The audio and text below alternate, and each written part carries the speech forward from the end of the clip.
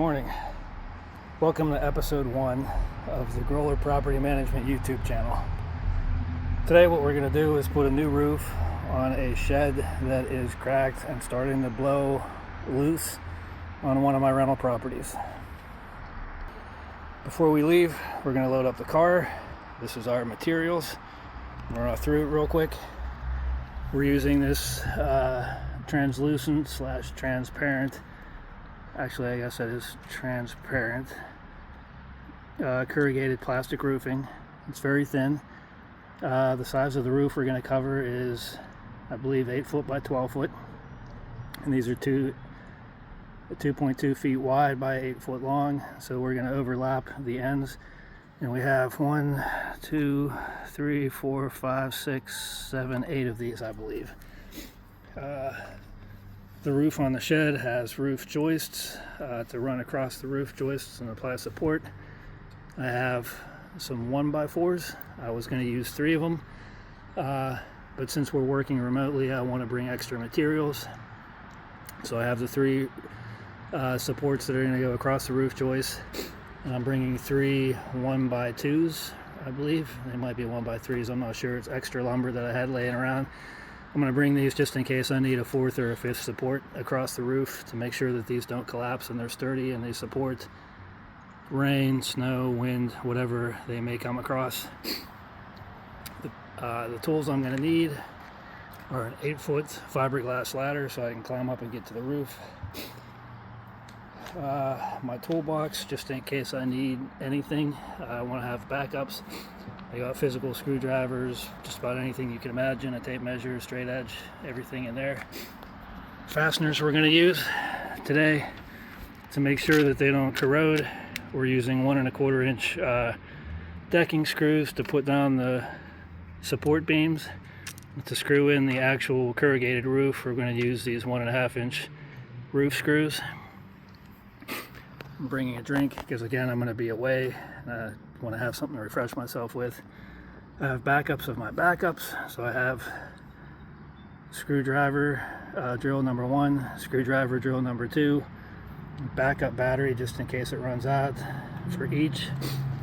I have bit set 1 and bit set 2 in case one breaks or one's missing. I have a backup of each just in case all the batteries die. I have the backup of the backup of the backup, which is a 7.8 amp DeWalt corded drill. They do have external power at this rental property, so I'm going to bring extension cord number 1, extension cord number 2, just in case one's not long enough.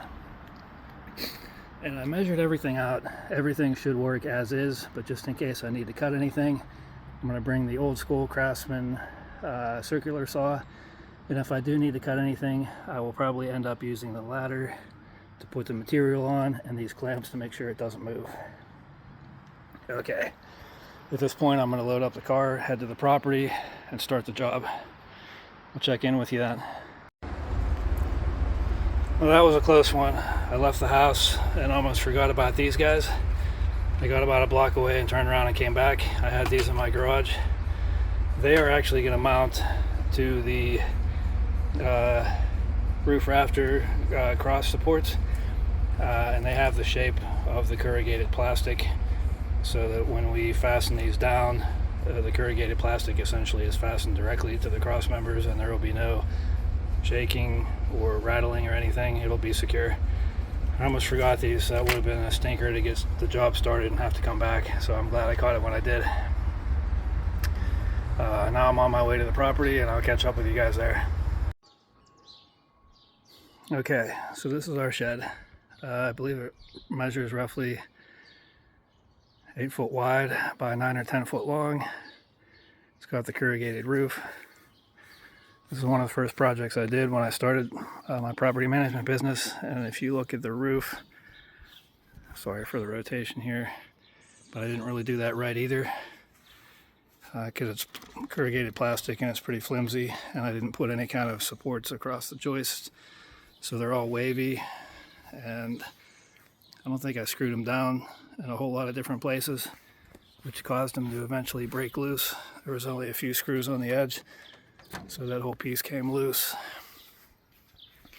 The tenant's using a rock to hold it down. So I didn't really do it 100% correct the first time around, but this project has been here for 8 to 10 years, and it's just now a complaint from the customers. It's leaking and starting to flap, so it wasn't that bad of a job. What we're going to look at now is taking this off, and what we need to know is which way they overlap, and they have to overlap or it'll leak. As you can see, looks like they overlap on top of each other this way. So I'm going to climb the ladder, start removing these, going that way across until they're completely off, and then I'll pick up from there. Alright, I don't really have a tripod, so I'm resting this phone up against a brick. Hopefully this will work. Hopefully you'll be able to see it. This is loose here. There's a screw right here. It broke through the corrugated plastic. Same here and all the way down on the ends. Of course we're going to have to take these out. So these roofing screws are a 1/4 inch nut driver. So I put that into my impact wrench, set it to reverse. And we're just going to climb up here and take these screws out one at a time.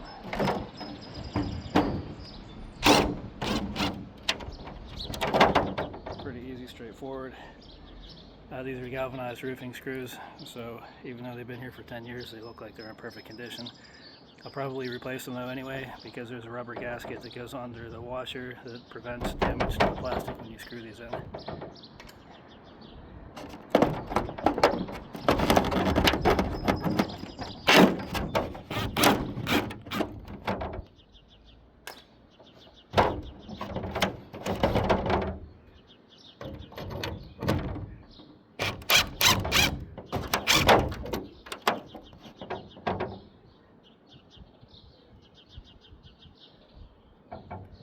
I don't want to lose any of the screws or the washers. I don't want anyone to step on them or run them over with a car or a lawnmower, so I'm going to make sure I save all the hardware.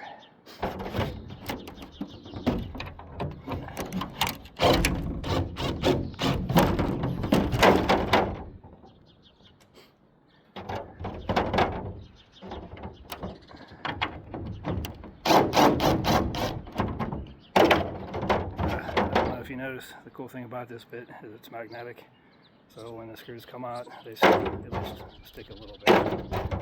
Kind of nice, so you don't drop the screw anywhere.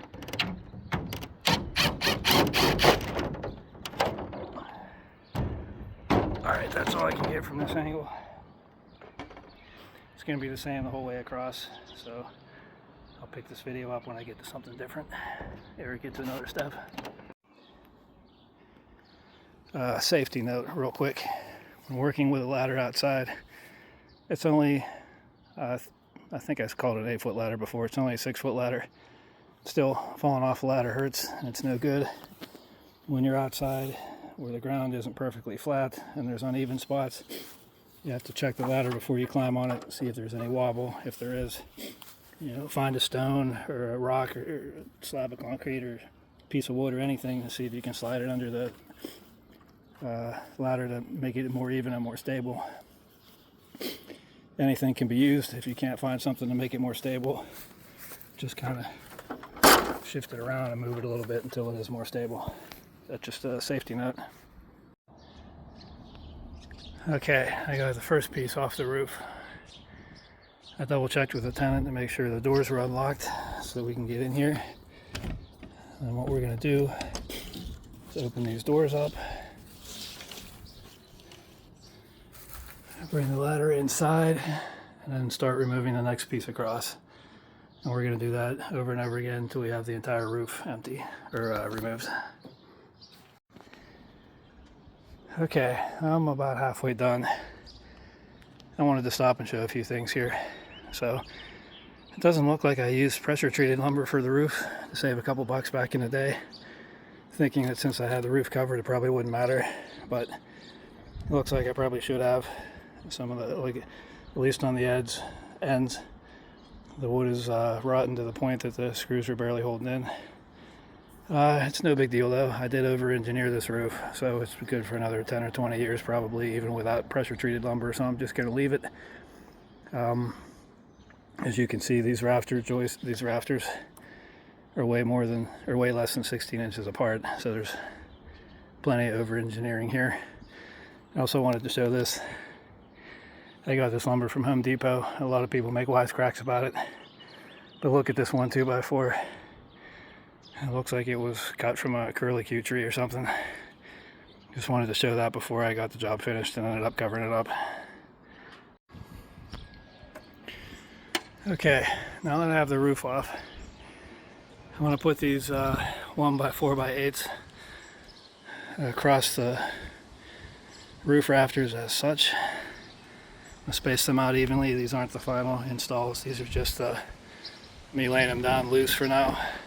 They're not screwed in. I want to measure them so that they're evenly spaced across. Probably 1 foot in from each end, and then the middle one right in the middle. And then I'm going to screw into every one of the rafters, make sure those are nice and secure, and then we'll pick up from there on the next step. Okay, so what I'm going to do now, as I said before, is I'm going to measure the distance from the absolute edge in about 1 foot. I'm going to mount this here.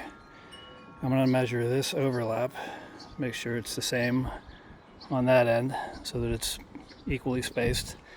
And then I'm going to measure that end 1 foot in, and I'm going to start screwing this down. When I get everything measured and marked, I'll pick up from there.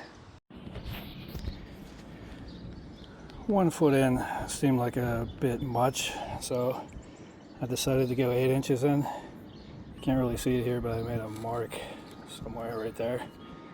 And I measured the roof joists, or the roof rafters, from end to end. They measure 88, and these supports are 96, which is roughly 8 inches of extra length on these. So I'm just gonna measure a 4-inch overhang on either end so that it's perfectly centered, and I'll put that 8-inch mark on the last rafter there, and then I'll start drilling this in, and I'll show you some little tricks on how to make sure that this drills in and stays in without issues. Okay, so everything's lined up now. That's a 4-inch overhang. Mark the 4-inch overhang down there on that end. It's a little bit off. It's close enough, so I'll put it to the edge maybe instead of dead center. And then underneath of it here, I have the 8-inch mark in. So what I'm going to do now is use a drill bit that is bigger than my screw to drill a hole just through this, so that when I screw this down, it'll tack into this, but it won't let a gap form between these two pieces of wood. Basically is what will happen if I make a hole slightly bigger than this screw and put it in just the top piece of wood. So that's what I'm going to do now. I'll see if I can record that so I can show you the whole process. I decided to use a little trick that I like. I used painter's tape to mark where all these joists are going to get drilled into this piece of 1x4, and I marked with a Sharpie. Hopefully you can see I kind of used a wave pattern here. I'll explain why I did that a little bit later, but I'm tapping into the front here, and the back here, and the front here, and the back here, zigzag all the way down, leaving the center of this 1x4 clear, so that I can mount those plastic corrugated roofing strips or mounts in the middle and not accidentally hit another screw. So that's why I'm doing this. And now that I have this marked, I can take this down, put it on the sawhorses that my tenant had here already, drill all these holes, and then bring this back up here and mount it.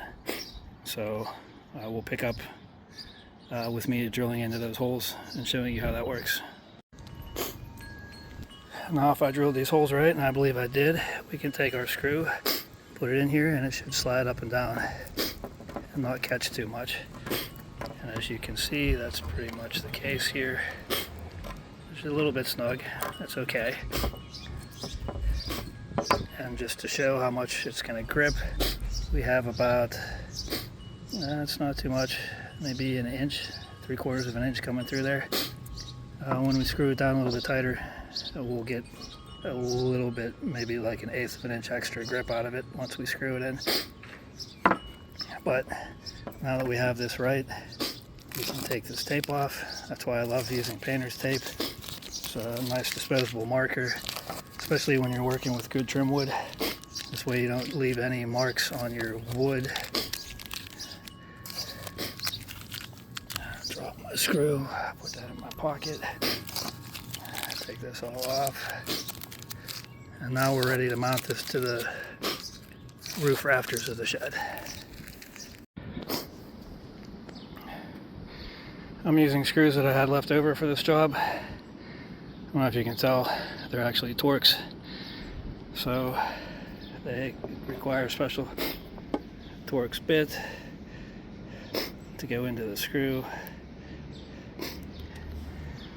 But back up to here, this is our 8-inch in mark. That's where we need to tap in. We're going to center this. It doesn't have to be perfect, so we'll just kind of measure it by eye and say that's about the center. And then we'll put this screw in here like that. And then we'll just kind of screw it down. So we're going to make sure we have this going, have the drill going forward. And we're just going to push and drill.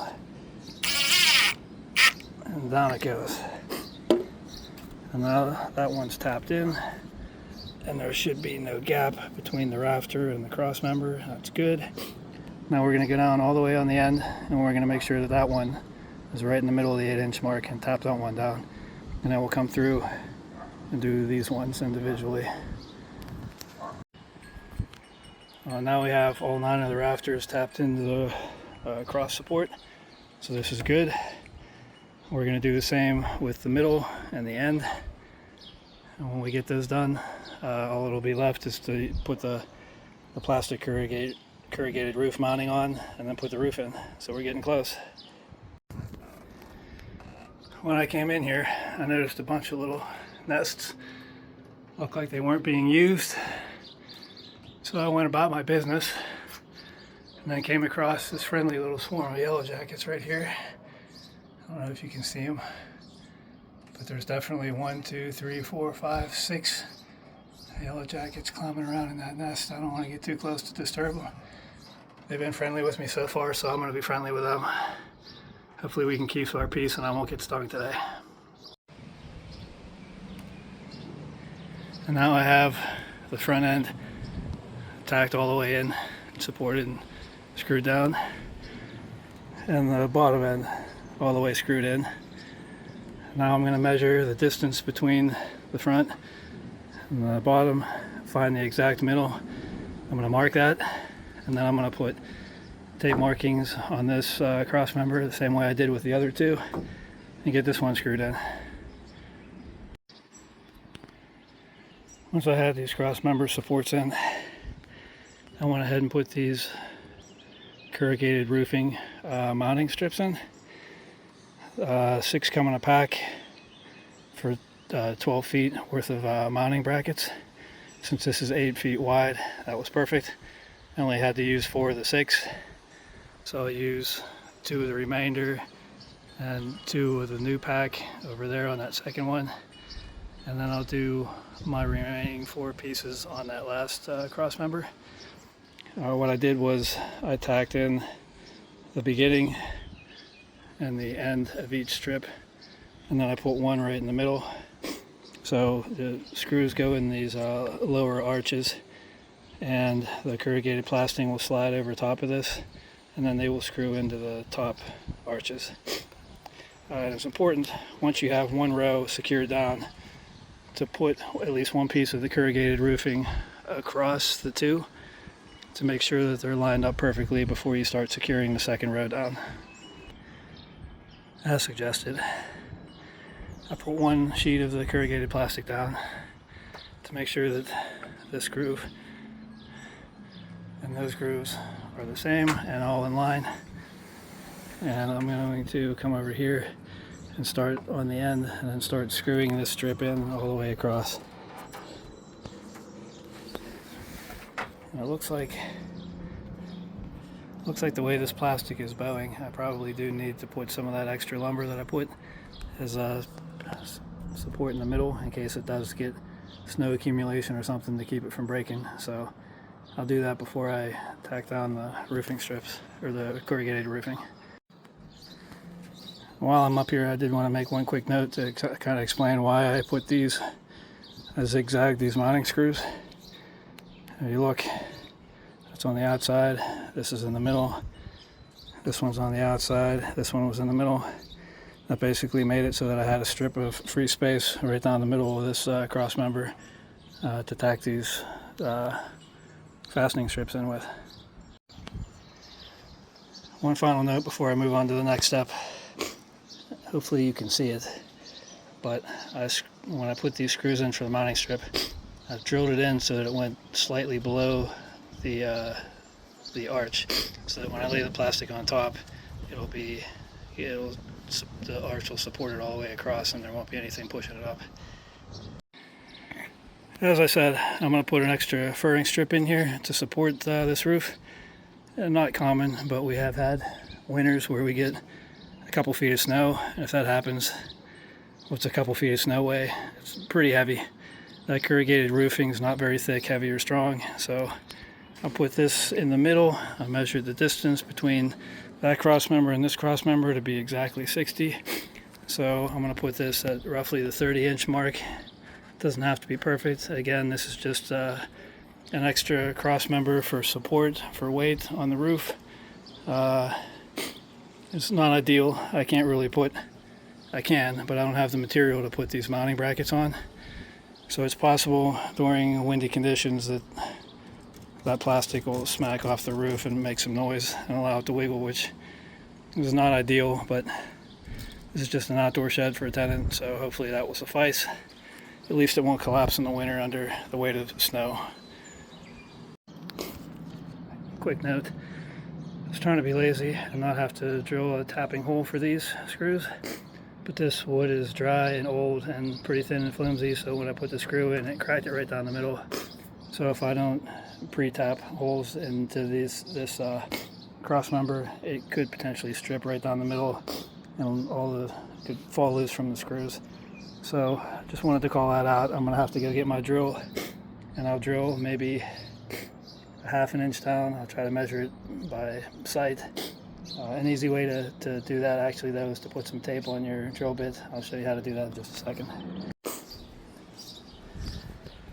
I'm just going to make sure that this side is 6 feet apart, which it is. I'll put this at the 30-inch mark right in the middle, and this is how you would drill to a particular depth. You mark the depth with tape on your drill bit, and then you drill into your material like this until it gets down to the tape. I'm not going to be able to do that because I don't have a stand, so I'm just going to do that without you watching and get this thing tacked in. Just like the last time, I overlapped those corrugated pieces of plastic, made sure that this is lined up with that one, and then I tapped in the first end piece. I'm going to go tap in every beginning piece and end piece all the way down, and one in the middle, and then I can put this reinforcement piece down and then start laying the corrugated roofing and be done. So we're close. As you can see, there's a storm coming and the roofing's starting to blow around, so I need to get moving here. Now that we have all the support beams in place and all the mounting brackets, that's it. All that's left to do is lay down the plastic. They didn't have 2.2 foot by 12 foot when I was at the hardware store, so I got 2.2 foot by 8 foot. That'll give us a 4 foot overlap in the middle. So water rolls downhill. This is on a nice little arch or incline. The top is higher than the bottom, so I'm going to lay the bottom sheet first, then put down the top sheet, then I'm going to overlap the sheets. And if I have a sheet that's broken or has any cracks in it, I'll make sure that it lays over the top of the bottom sheet where there's like an overlay. So that's the next step. I'm going to get this first sheet tacked down and then start laying the rest. I thought this was important to note. I'm going to top the very end, top piece down, and then just the middle piece. This piece is going to have an overlay on top of it, so I'm going to leave this untacked until the next piece goes down. Also, when you tack these down, the manufacturer says you need to stop. There's a little rubber gasket in the thing that's supposed to insulate and keep the water out.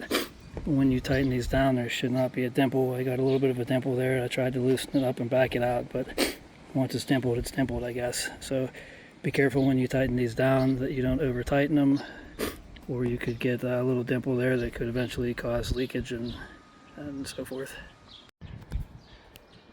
Try as I might to get this stuff to line up perfectly. It's a little bit crooked, so it's not perfectly straight. It's not going to be a problem. There's a ton of overlap, so when I lay the next pieces in, hopefully that'll tighten it down and lock it in straight. But even with my best efforts of trying to line these up perfectly straight, these 3 mounting rails were slightly off. So I decided to do a test lay of the width to make sure I had it accurate. So this end probably could have, if it came out more, it would have had a loose end that would have been floppy here. So I decided to mount it there. And with one piece of overlay for one row of overlay for each sheet of corrugated plastic, that actually leaves me with an extra piece here. But rather than cut that, I'm just going to move this in another row like that. Somewhere in there, if I have a cracked piece or a broken piece, lay it over on that piece to give it some extra reinforcement. And basically that's it. You just start with the far row, lay that down, tack in the ends, then lay the next piece up, get the overlap where you want it, and then tack in the middle and the top. And then when you roll your next piece in, you can screw down where they overlap, which was like right around here and right down there and right over here. So we got the ends tacked down, but the middle's, this side's nice and loose still, because we have to put, we have to screw in. We have to screw the middle row of the corrugated plastic down first, and then we'll throw the next sheet up and do the overlap and continue on until we're done. One more quick note, I decided to put my extra overlap right in the middle, as that's where the, I don't know, it seemed like the most logical place to put it. So instead of just having one overlap like this, I have 2 here. And I noticed it is a little bit crooked, so I'll probably pull this one down like a 1/2 inch just to make sure that it covers these rafters all the way across. And there we have it. Job well done. New transparent roof installed. Anchored down really well. Come inside. It's all clear, you can see right through it. It did rain on me a little bit today. You can see the water was caught by the roof, which is good. Now we can close up and leave. I'm going to show you one thing. I put it together, so I noticed it. I don't really like it.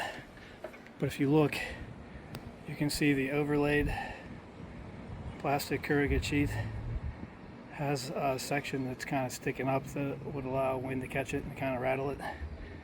It would have been nice to anchor that down, but it'll work the way it is, and I don't think it's going to make a ton of noise.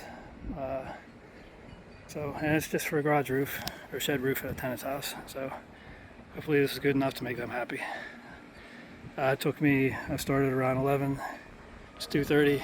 I documented the whole process with video and narration. So what's that, 3.5 hours? I probably could have done it in 2 without the videoing. Pretty simple job. I'll put a list of materials in the beginning of the video so that they're there if you need them and want to do something similar. Thanks. Bye.